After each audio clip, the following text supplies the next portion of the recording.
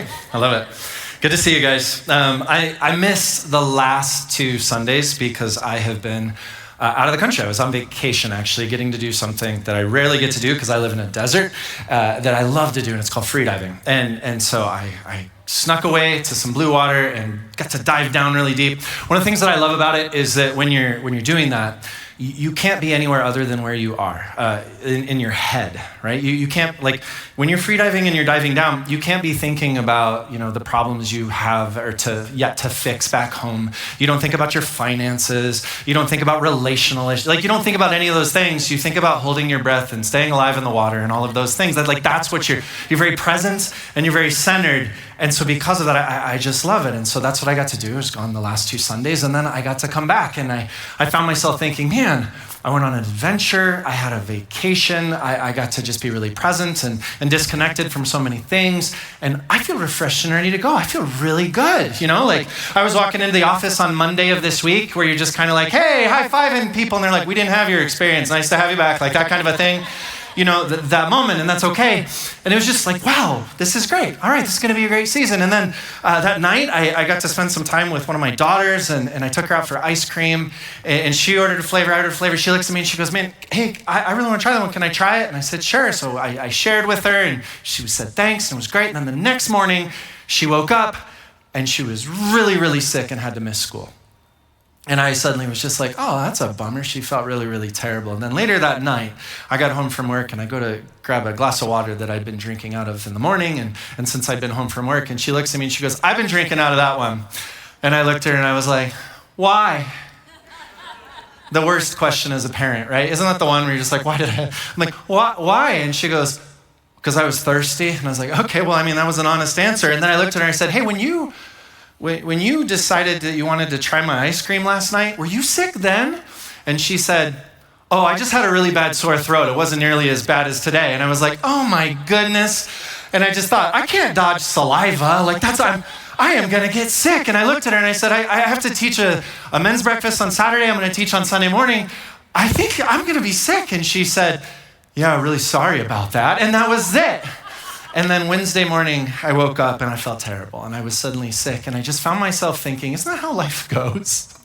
And I don't say this to be complaining or fatalistic or anything like that. I just feel like life has this strange way at times where you're just like, man, this is going really good. And everything seems really great and I'm centered and this is going to be a great season. And then you're sick the next moment or something happens where you're like, this is easier. This is kind of a sweet season. And then difficulty lands at your doorstep. And oftentimes we look and we go, how do I figure out how to hack my life so that I'm always good? And this never happens. That's why on Wednesday morning, do you know what I did? I immediately started making rules about drinking cups and sharing ice cream and all of these things in my house. I did. My whole family's like, you're sick. It's going to be okay. You're going to be fine. That's kind of how that goes. But we want to fix that. But the reality is, difficulty is a normal part of our life, isn't it? Everybody who lives a life, just by nature of being a human being and having a real life, you have good moments and you have hard moments. It's just a part of it. And you don't dodge it, you walk through it.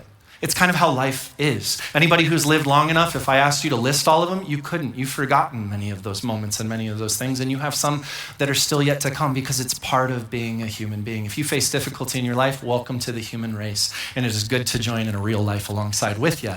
And that's so much of what this series has been about is just trying to normalize the fact that, okay, we face difficulty. It's a real thing that is normal, not abnormal for us at times. I know sometimes it can feel like too much, and sometimes it can feel like it's too frequent, but it is normal to walk through difficulty. And so if it's a normal part of life, what do we do with that? How do we face that? And what does it mean to be a person of faith who walks through it? And I know that Glenn has been talking with you the last 2 weeks when I've been gone about, okay, these are some different examples of what that looks like and what that means. And so I get to close this series out today and address this idea of difficulty. And I want to do it in maybe a different way. And here's what I'd love to talk about today. And I'll just be really straightforward with you. I want to talk about the moments when we face difficulty in our real lives because we're normal human beings and we actually need to walk through it. It's ours to walk through. And yet we find ourselves looking, going, I don't want to do that.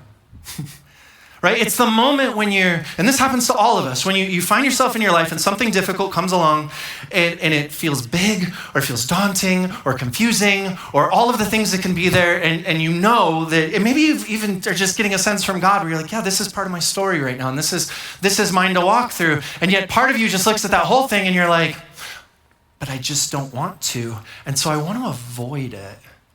And I want to take steps back from it.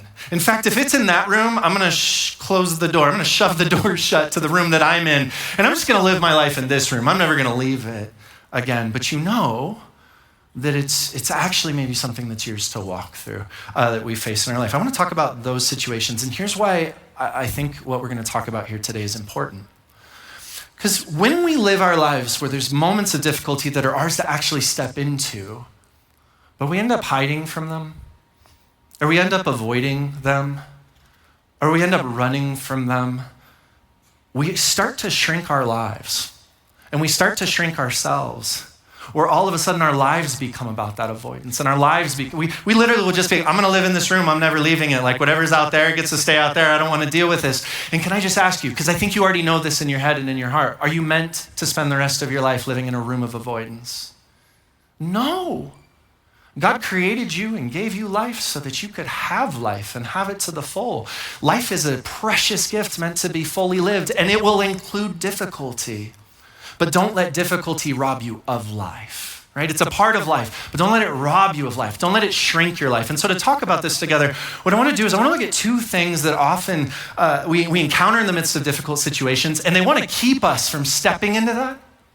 But the truth is we can actually rise to that occasion, so that we don't shrink our lives and we get to keep stepping forward into our lives, trusting God to lead our stories and discover what he has for us. So if you're facing anything like that right now, I hope this morning is encouragement to you.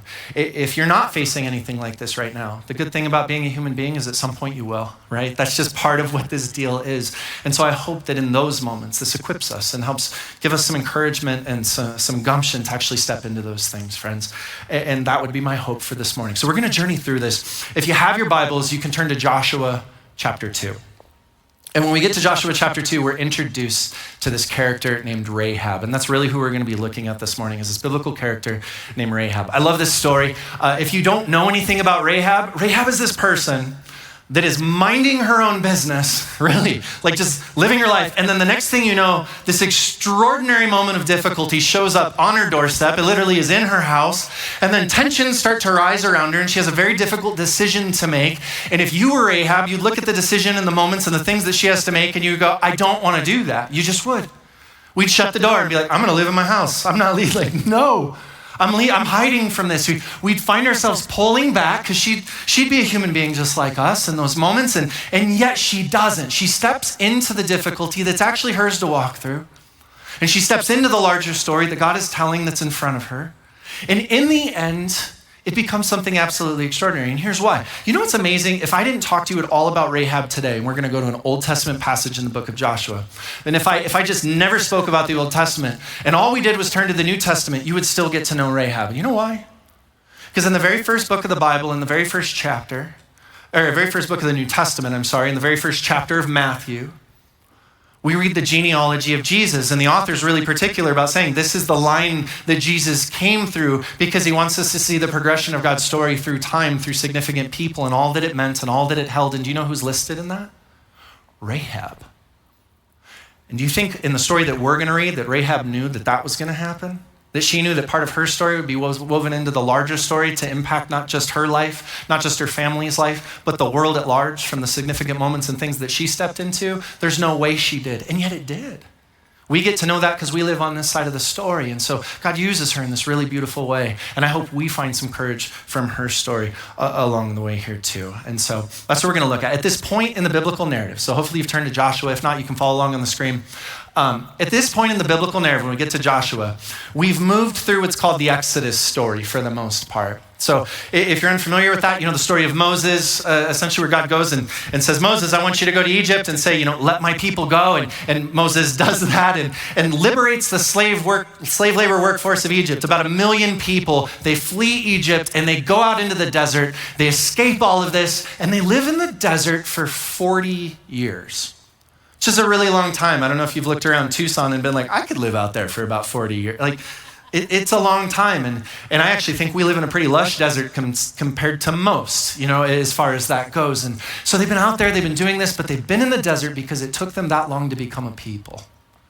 It took them that long to stop being the slave labor workforce of Egypt and to stop being like the Egyptians and to start anchoring themselves in their identities and who they are and to be the people of God. And they finally find themselves standing at the foot of the promised land because that's what they've been journeying towards. There's this land that God's promised to them and we're going to make our way into this and there's this blessing and all this stuff. And so they get to the promised land, which you can imagine being excited after 40 years, and you look into it and there's already people living there. This is during a time in history when nomadic tribes were moving around and warring and competing so that they could settle. And if you could settle first in an area, you could build a city or a town. And if you could build that town, you could fortify it. And then you'd have a defense to protect yourself. And you'd have advantages. And that was what was already there. There was a city called Jericho that was a big one. And it was protected and all of these things. And the Israelites are going, how are we supposed to go live in this land when it's already occupied and the people are already there and they're fortified and it's a city and we don't know what to do? And they're scared. And so they send in a couple of spies, and this is where we encounter Rahab. Joshua chapter 2, 1-2. It says, and Joshua, the son of Nun, sent 2 men secretly from Shittim as spies, saying, go view the land, especially Jericho. And they went and they came into the house of a prostitute whose name was Rahab and lodged there. And it was told to the king of Jericho, behold, men of Israel have come here tonight to search out the land. So here's the beginning of a very tense situation. I want you to imagine you're minding your own business. And the next thing you know, you realize you're harboring spies of a foreign nation inside of your own house. That's a problem for you. And then when you realize that, you suddenly realize, and the king already knows about it, knows it's at my house. And now I've got this moment where what do I do with the people in my house? And what's going to happen with the king? Like, this has escalated very quickly for Rahab. And she's suddenly faced with the decision of how do I proceed forward? And what do I do here? Right? This is our very first introduction to Rahab. Introductions in the Old Testament matter. When you're reading through Hebrew narrative, which means like a section where it's Hebrew storytelling, not poetry, not wisdom literature in your Bible, but really it's Hebrew narrative. When you're reading through Hebrew narrative and you encounter someone for the very first time, what's said about them matters. Because part of Hebrew culture even, in terms of how the Bible would get read or how scriptures would get understood or stories would get remembered, is later on when that name gets brought up again or when something else happens again, you remember back to the first moment because it becomes a marker for you that anchors that story. And so it matters. If you've never thought about this, think about Abraham. Really, really big character in the scriptures in the nation of Israel, right? Israel. And think of what we are told when we very first encounter. The very first thing we're told about Abraham is that he's married and that they're unable to have any children. It's the very first thing we're told about Abraham. And you go, well, why? Because central to the story of Abraham throughout his entire story is going to be God saying, I want to bless you and use you to multiply. Like your offspring will become a blessing to the whole world. So there's something about having children that's central. And the second piece is, and Abraham's going to become this great model of faith. And so the very first thing we're told is that he can't do that, this thing that's central, and that he's going to have to trust this larger piece. And we keep remembering back to that because it's a central piece to how his story unfolds. Think of Joseph in the Bible. And I don't mean in the New Testament, Jesus' father. Think of the guy with the coat of many colors, right? The Technicolor dream coat, however you experienced or encountered Joseph in life for the first time. Joseph, the very first thing we're told about him is that he was favored by his father above his brothers.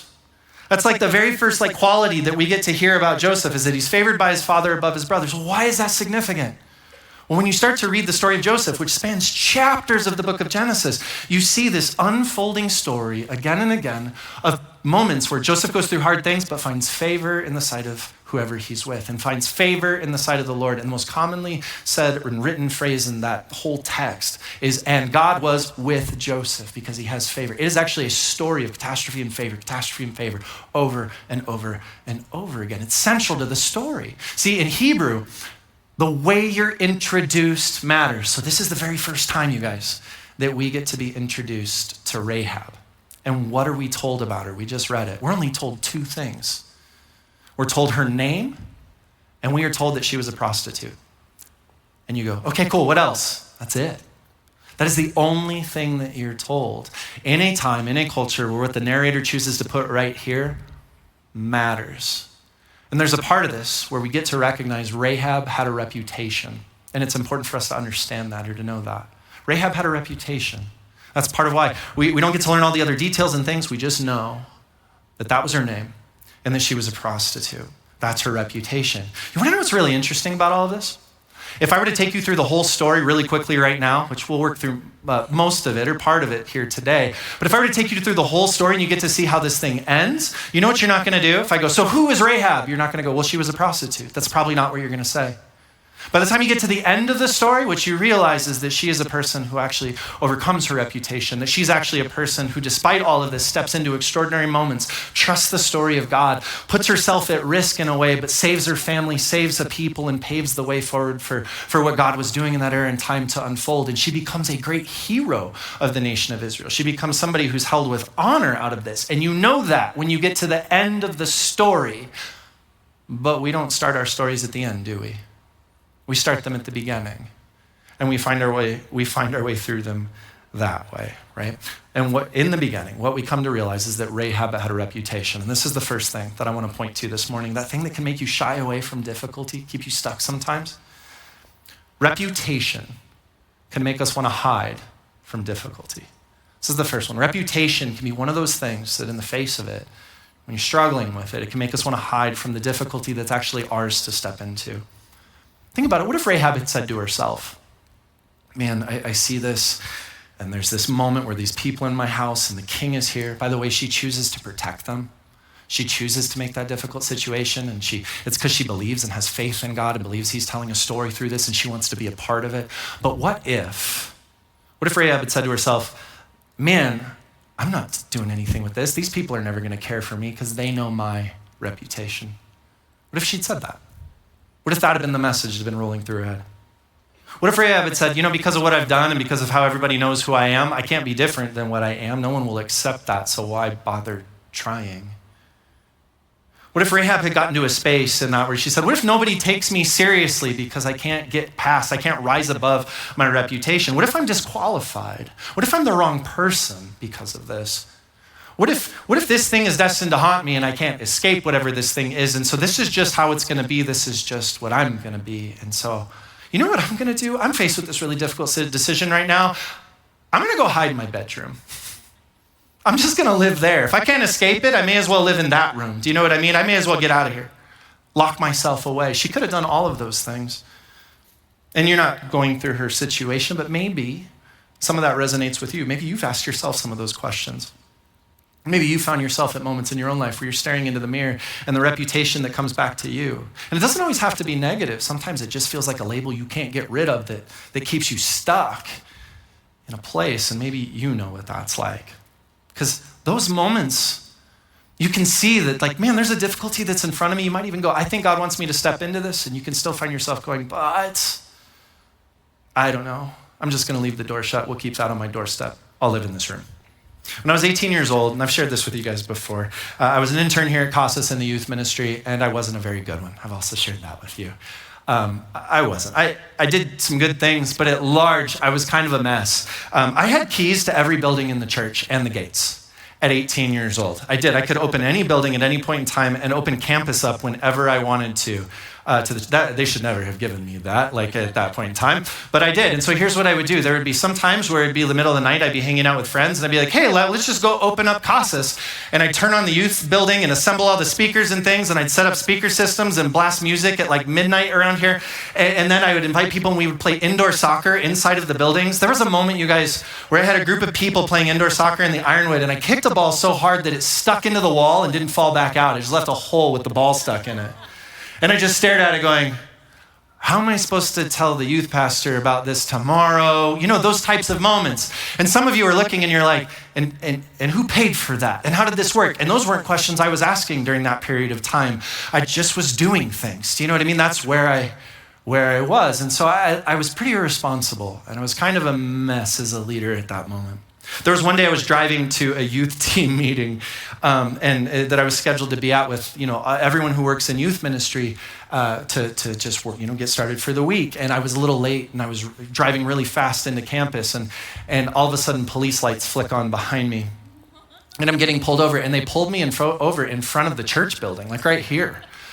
And I'm like literally getting pulled over by the police officer for speeding, rightfully so, in front of the church building. And he comes walking over and he says, can I see proof of registration, license and registration? I said, well, here's my license. I don't have proof of registration. My registration is super expired. And he goes, yeah, I saw that on your sticker back there. He goes, can I at least see your proof of insurance? And I said, yeah, let me find it. And I couldn't find it. I was like, I actually don't have any proof of insurance either. And he goes, so you don't have proof of registration and you don't have proof of insurance right now? And I said, no, which should have been, get out of the car, you can't have this anymore. Do you know, like that's how that goes. And I was speeding. This is not a good moment. And for whatever reason, I have no idea why, this particular police officer, he just was like, you know what?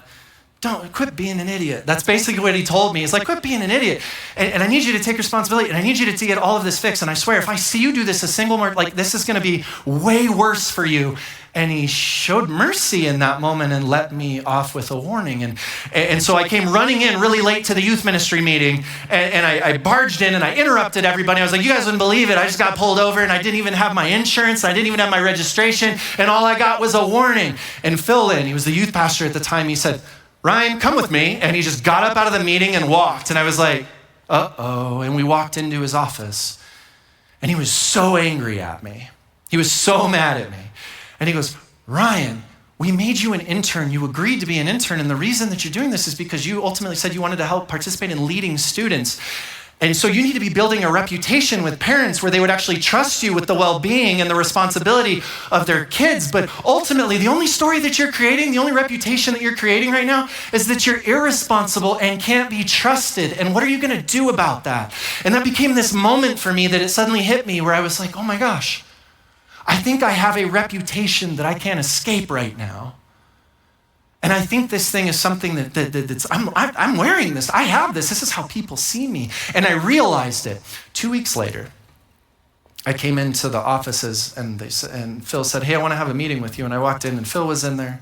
And another youth pastor named Jack Scholl, who was also kind of my boss at that time, was in there. And they essentially looked at me and said, Ryan, sit down. I said, okay. And they go, so this isn't going really well. And, we got a phone call from a church over the mountains in Picture Rocks, and they need an interim youth pastor.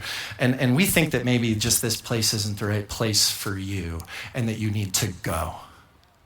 And it was a really awkward, really necessary, but really difficult conversation where I suddenly realized, oh, my reputation is something that I can't get out of. I can't rise above it right now. I'm stuck with this. In fact, this is ending my internship. Right? The hardest part about having a reputation is that sometimes you feel like you can't get past it. You ever have that moment in your life? So I left because I was like, well, I think this is over officially, and it was. And I said, okay, I'm supposed to go talk to this other pastor, but I looked at myself in the mirror and I just found myself thinking, I have a reputation for being irresponsible and for being a mess. And if this is who I am right now, I don't think I should go have that conversation. So I just need to call him and tell him no, because I can't live past this. I can't rise above this. I'm stuck beneath it, and I'm just going to live there. I'm going to close the door, hide myself away, because I don't want another awkward, difficult moment like the one I just walked through that I'm going to create. And that was what I geared up to do. And I went to EG's at Ina and Thornydale to have lunch with this pastor. His name was Bob. And I'm sitting with Bob, and I've prepared myself in the car. You're going to go in, you're going to say no, this is how it's going to go. And gearing myself up. And I walked in. I never got a chance. Bob just started talking, and he's like a good old boy from Oklahoma who tells all kinds of stories and started telling me about his past and the church and all of these things and families and all of these moments and stuff that were there. And I just kept being like, how do I interrupt him so that I can say, no, I think you've probably heard about me and I'm not the right person for this. I can't do this, Bob. Thank you for considering. No. And I couldn't do it. So finally I excused myself to go to the bathroom. And I stood in EG's at Ina and Thornydale, standing in front of a bathroom mirror, essentially having a pep talk with myself about, you're going to walk out there and you're going to say no, and here's your good reasons, and here's what you're going to do, and that's how it's going to happen. And I walk back out and I go, so Bob, and then he goes, so tonight, or this week, essentially what I'd love to do is I just would love to have you come on a Wednesday night, and we have a Bible study that I lead there, but you'll get to meet and I'll invite some of the students, you'll get to see the church, I'll give you a tour, maybe meet some of the students, and we could just talk more from there. So I'd love to see you on Wednesday night. And I opened my mouth to say no, and instead I said, that sounds great, I'll see you there. And that was it. And Bob shook my hand and he walked out. And I just was like, what happened sitting in my car? Like that's not what was supposed to, I was supposed to shut the door. I was supposed to move away because Because sometimes you just don't rise above your reputation. It rises above, you live with it, and you get stuck under it. What am I doing? And it just got stuck in the midst of what I continued to be a difficult moment. Guys, maybe you know what that's like. Some of you right now are facing moments in your life that are difficult. And by the way, they don't have to be bad moments and hardship moments. Sometimes they can be good moments. Sometimes they can be necessary moments, but they're just difficult. They're complicated. You don't know what you need to do, or you've got doubts, or you feel like your reputation's getting in the way. And if that's you right now, maybe you're one of those people that's going, but I'm actually having a hard time with reputation. Because when you look in the mirror and you see yourself, you struggle to see past whatever label you've either put on yourself or somebody else has put on you. And you're staring at that thing and you find yourself going, well, why bother rising above it? If this is how I'm known, if this is who I am, it just is. I don't know what to do with that. And so you find yourself shrinking back. You find yourself confining to that one room, and your life's starting to shrink. You know, maybe for you, there's a moment that you're facing, and it's a really hard moment, and it hurts, and you're sad. And the honest truth is that it's kind of broken your heart a little bit, and you're torn up, and you actually need to cry a little bit or just express this out. But your reputation, and sometimes this can be seen as positive, but your reputation is, I never break, and I never show weakness. And everybody knows that, and I know that, so I can't. And so you don't. And instead, you just keep hiding from it, but it feels like life starts to shrink, and you get a little smaller, and you get a little smaller. Maybe there's a moment at work, and you see something you care about, or there's an opportunity or something, and you're like, man, I want to be considered for that, or I want to help with that, or I want to partner on that, or I want to be on that team. And then you just recognize, but no one sees me as the person who, they all see me in this box. They all see me with this label. They all see me as this way. And I feel stuck in that reputation. And I know I should have a conversation. In fact, maybe I even feel like God's leading me to be like, hey, risk the difficult thing. Step into that moment. And I should do that. But you're just looking and you're going, but if they're just going to see me this way anyway, what's the point? If I'm not going to get considered anyway because I live in this box with this label, with this reputation, why bother trying? And you start to shrink back, and life gets a little smaller and things get a little harder. Sometimes, you know, if I were to sit down with any of us in our families, if you sat down with me and my family, you'd suddenly look and we'd all go, oh, we all play roles. And you'd be like, you're the funny one, and you're the problem child, and you're the strict one, and you're the this one, and I don't know, whatever labels we want to give ourselves, I don't know, but we all kind of have these things. Have you ever found a moment where there's something difficult in your family? Or some opportunity that you want to step into, something there, and you find yourself going, but if I do, no one's going to take me seriously because I'm the goofball.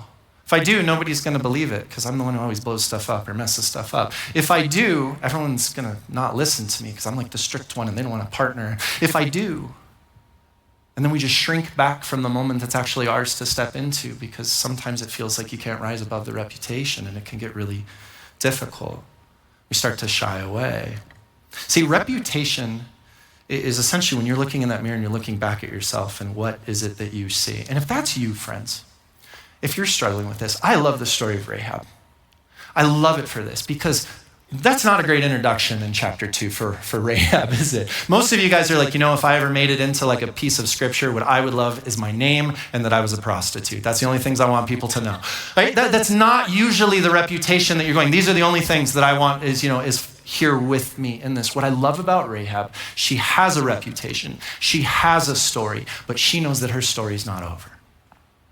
And I want you to know this same thing. If you find yourself in a place where you're stuck here and you're going, but I can't move past that. I'm not minimizing how you feel. I'm not minimizing what you've walked through. The reality is you probably see what you see because there's moments that have happened in your past that have led you to see it and hold it right now. You probably had moments where people have ascribed that to you or you've ascribed that to yourself. You've made decisions along the way or things have happened along the way. This is the story you have been telling. But that's all that is. That is the story that you have been telling. And what we get to see from Rahab is that she's now standing in the midst of her story right here and right now, and she knows she's still holding a pen and that the God of the universe is with her and that she gets to write the next chapter.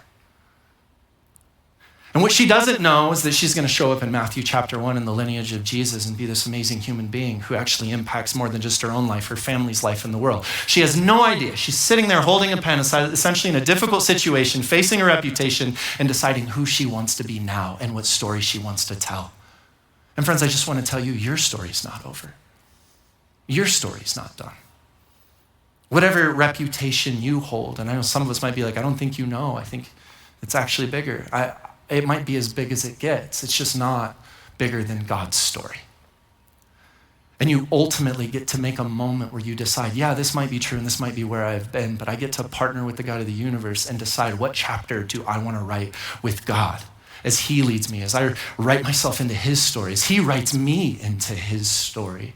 What are the moments in front of me that are mine to face, that I can step into? And I'm not saying it's easy, but you won't find yourself shrinking away. And I love that Rahab models this. She actually chooses in that moment to go, I think God is doing something important. I believe in him. And so you know what? I'm going to harbor these spies, even if it means standing up to the king, even if it means facing my reputation, even if it means I step into the difficulty in front of me right now. And she does.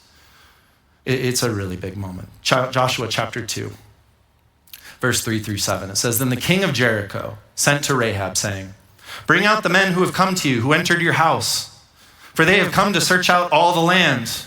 But the woman, that's Rahab, had taken the 2 men and hidden them. And she said, true, the men came to me, but I did not know where they were from. And when the gate was about to be closed at dark, the men went out. And I do not know where the men went, so pursue them quickly, for you will overtake them.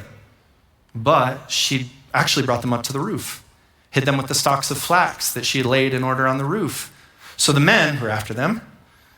They pursued after them on the way to Jordan as far as the fords, and the gate was shut as soon as the pursuers had gone out. That's the decision Rahab makes.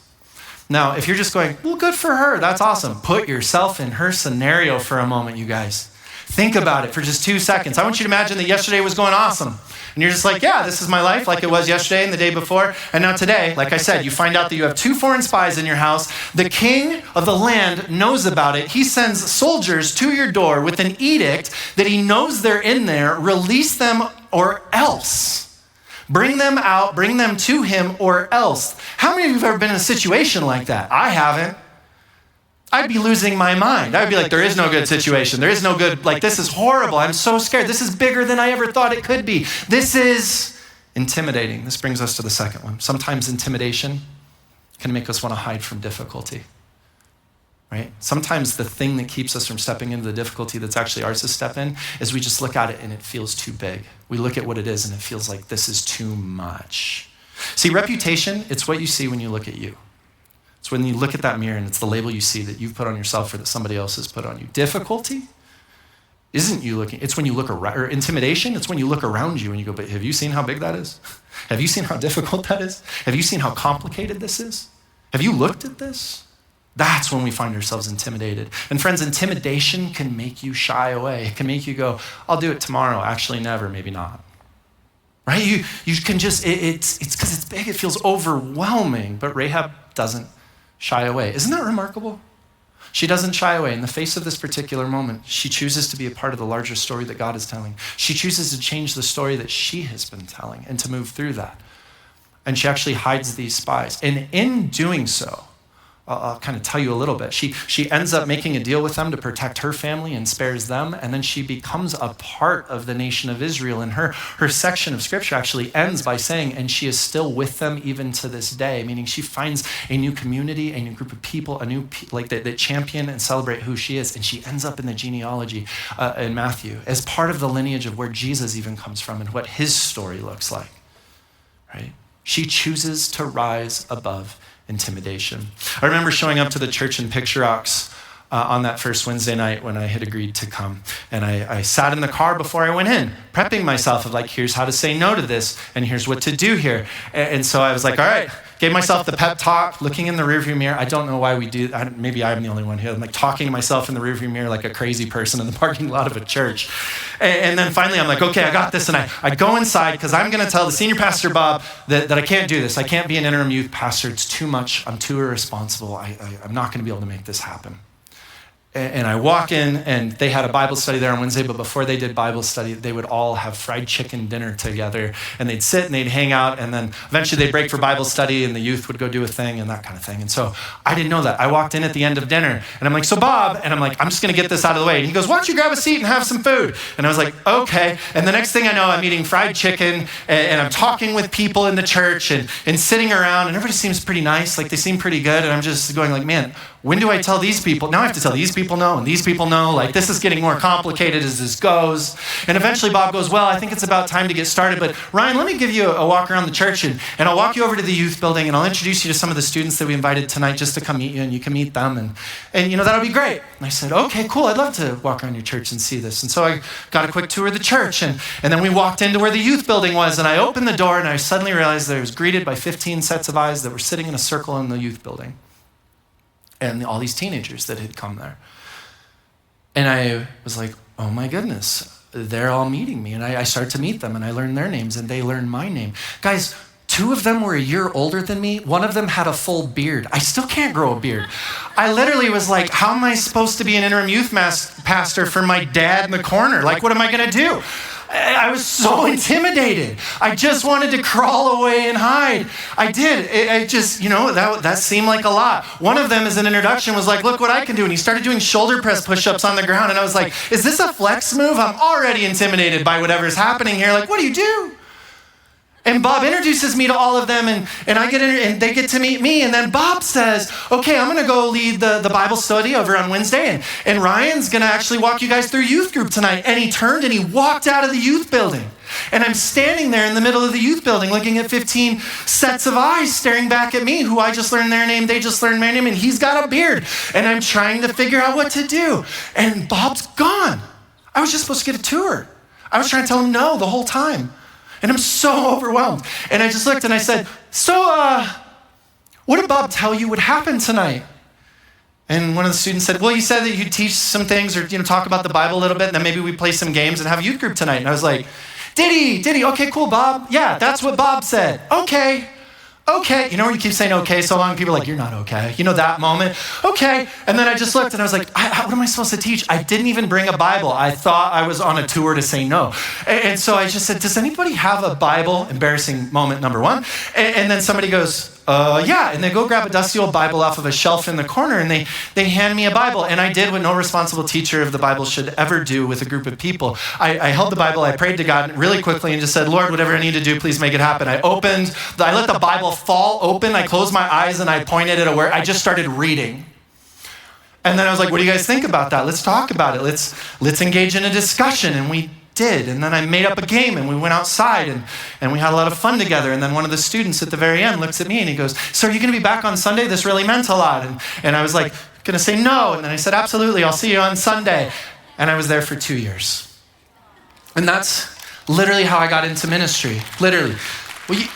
Well, I mean, you guys should be a little more cautious than that, because I just told you that 2 weeks before that, right? And I was there for 2 years. I was still super intimidated when I left. I felt better and also still just overwhelmed, because this is life. There's these big moments. There's these difficult moments. But what I will say is that began a journey of me stepping into something that anchored me into really caring about individuals in a very honest way. Not just trying to grow up in a place, which I'm so grateful for here, but actually stepping into a place to love and to lead and to take some responsibility that was bigger than me. And it changed my life. It was a really big moment for me, and I'm so grateful, but I almost didn't. I tried so hard to just close the door and live in a small room that ultimately was just based on my intimidation, based on my reputation, based on those things. And maybe you know what this is like. Maybe for you, there's something that God has put in front of you right now. And it might be a difficult moment, it might be a beautiful moment. Either way, it's kind of complicated. And you're finding yourself looking at that and you're going, I think this is part of what's mine to step into, but I'm intimidated. It feels too big. I'm intimidated. It feels too complicated. I'm intimidated. It feels too messy. It feels too much. Maybe there's something that God's put in front of you and you're just like, I know, I feel that, but I also am just going to shut that door, shrink back, keep talking to myself in the car. And life starts to get really small. You're not meant to live talking to yourself in a rearview mirror in a car. You look crazy in a parking lot like me when you do that. Maybe you're looking at a dynamic in your family or your marriage with your kids. And you know there's something in there that you need to step into that's hard. And it's uncomfortable. And you don't want to. Because you don't know what to do. And it just feels like it's really big. sometimes we look at those moments and we find ourselves saying things like, that's been going on for so long, it's unchangeable, it's just fixed, it's just how it is, I can't do anything with that. And so we just keep getting smaller and smaller in those relationships with our family, sometimes with our loved ones, and we keep shrinking down. And you feel that in your life because it's there, but you're intimidated by it. Maybe you feel a little like Rahab, where you're just facing a moment and you're like, I have never had the king's soldiers at my door. I have never had any of this. I'm going to shut the door and lock the doors and move back, like move into the upstairs. Like I'm getting as far away from all of this as possible because I'm overwhelmed. I don't know what to do. But deep down you know that your life isn't meant to be housed in a room called avoidance. And that your life isn't meant to be housed in a room called running. But that ultimately there's a story that is your life that gets to partner with God and move forward. And even here, even now, he still has something for you. So to help us with this, I want to share with you something that Rahab says and does, because she tells us where she finds her courage. She tells us where she finds her audacity to rise above reputation and to rise above intimidation. And it's found in Joshua chapter 2, verse 9, beginning at verse 9. Rahab, speaking to the spies, says, I know that the Lord has given you the land, and that the fear of you has fallen upon us, and that all the inhabitants of the land melt away before you. For we have heard how the Lord dried up the water of the Red Sea before you when you came out of Egypt, and what you did to the two kings of the Amorites who were beyond the Jordan, to Sihon and Og, whom you devoted to destruction. And as soon as we heard it, as soon as we heard of the bigness of God, as soon as we heard of how powerful God is, our hearts melted. And there was no spirit left in any man because of you. For the Lord, and here's the moment, if you tuned out, here's the honest truth of what she says and what she knows. Here's her reason for why she steps into the difficulty before us. She says, for the Lord your God, and not just their God, but your God, friends. The Lord your God, our God. For the Lord our God, he is God in the heavens above. He is as big as it gets. He's the God of the entire universe. He is the all-powerful being who holds it all together. And on the earth beneath, and he's square in power and where we live our lives, right anchored right here and right now. He is as big as it could possibly be and as present and with as he could possibly be. He is in it all. We are never outside of the reach of his hand. Rahab ultimately looks and says, this thing in front of me is bigger than I am, but it's not bigger than him. Because what happens with us when we find ourselves struggling with intimidation and wanting to shrink back in our lives, it's because we spend too much of our life staring at that one thing and it becomes the only thing we see. And all of a sudden the problem just gets bigger and it gets bigger and it gets bigger because it just feels like I can't overcome that and that's too big for me. And sometimes it is. I'm not trying to minimize those moments. Sometimes it is too big for us. But something happens when you just for a moment stop looking ahead at that problem and fixating on it and you look at who's with you. And you look behind you at who's been in your story, through your story. And in you. And you start to realize just how big and how powerful and how vast God really is. And you start to realize that this is a difficult moment, but that you follow a God who has been moving through moments like this from the beginning of time to the end of time, telling his story in powerful ways through every person he relates with, every person he partners with. And that all of that is with you. And so you get to look back forward again and you get to go, it's still a big problem. And I am still so intimidated. But it's not that big. And it's not that you're minimizing it. You're finally wrapping your head and your heart around what's really with you and around who God really is, because it is a big deal. And sometimes those are ours to step into because of the story God wants to tell through us. And I am so grateful that Rahab does that. You know, God knows your name the same way he knows Rahab's. God knows your story the same way he knew her story. God's moving in the midst of your life. It's not done. It's not confined to a room, just like hers. So, in closing, friends, we'll all face difficulty in our lives because that's part of life. It's just part of what it is. Sometimes it'll be beautiful moments. Sometimes it'll be hard moments, but difficulty is just a part of life. And maybe you're somebody in here where you're going, the thing that's really struck me today is that reputation piece, and I struggle with that. And my challenge for you is to see yourself right here and right now, not as a closed book, but as somebody holding the pen, ready to partner with God as you move into the next chapter. And I just want to ask you, that's been your story. So now what do you want to write with him? And what's he want to write with you? And what if you gave yourself permission? And what if you made the choice, I want to rise above reputation because I believe there's something important in the difficulty that is mine to step into? And this is my second service forgetting the thing I was supposed to bring out right now. I wanted to show you guys my ordination certificate. And not just to show it off, it's a weird looking certificate. I wanted to show it with you too because of what it was, what happened.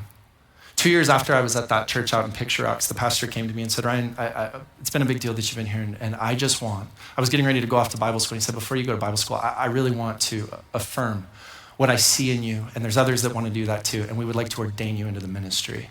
And it was a really big moment for me. It really was. It was really special. You get to invite your loved ones and friends, and other pastors came who actually saw this in you, and they got to speak on your behalf, and then they would sign a thing, and they all signed. Everyone who came there on that day that was ordained in ministry signed my ordination certificate.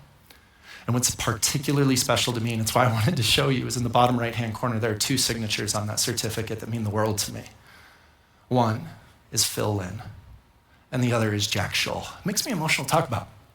And I need you to recognize those are the 2 people I sat with in an office who looked at me and said, the story you've built for yourself, the reputation you hold is that you're irresponsible. And these are the same 2 people who stood with me 2 years later to say, we see what God is doing in you. We see the story that he's telling through you, and we want to affirm that. And I wanted to share that with you all just to encourage you. You can, in fact, rise above your reputation. You're holding the pen. What story do you want to tell as you move into the difficulty that's in front of you? And lastly, you might be a person in here who feels like, but the thing in front of me feels too big or too intimidating. And I just want to challenge you to remind yourself of the words of Rahab and put them where you can see them. Think about this in the weeks and months to come as you face these moments and these things. For the Lord your God, he is God in heavens above and on the earth beneath. May you remember in the midst of your story, not just how big the problem is, but who's with you, who goes before you, who comes behind you, so that you might find the courage and the gumption to know that you are loved by the all-powerful God of the universe. He looks upon you with favor. He wields his story in you and through you, and he has things in this life that are for you because you were meant to have life and have it to the full. May we rise to the occasion that is our lives. Let's pray. God, we love you. I thank you for just how big you are. Because sometimes, Lord, it feels like problems are really big. Sometimes it feels like moments are really big. Relationships can be all of it can just feel large. And I just pray, God, for every person in this room, myself included, that we would just get an overwhelming sense of how big you are, of your power, of the depth and the breadth of your love, of your capability. Lord, just fill this place in that. May we get an image and a glimpse of that in our spirits right now, so that when we look at whatever it is that's in front of us, we might find the courage to face it. Give us courage, Lord, and give us encouragement and community with one another. And Lord, if there's anybody in here that's feeling like they're stuck behind reputation, I just pray that they would see the beauty of your story and know that they're a part of it. And give them creativity, give them openness, give them support, that they might realize they get to hold the pen with you and start to tell the next chapter wherever you lead them. We love you. We praise you. In Jesus' name, amen.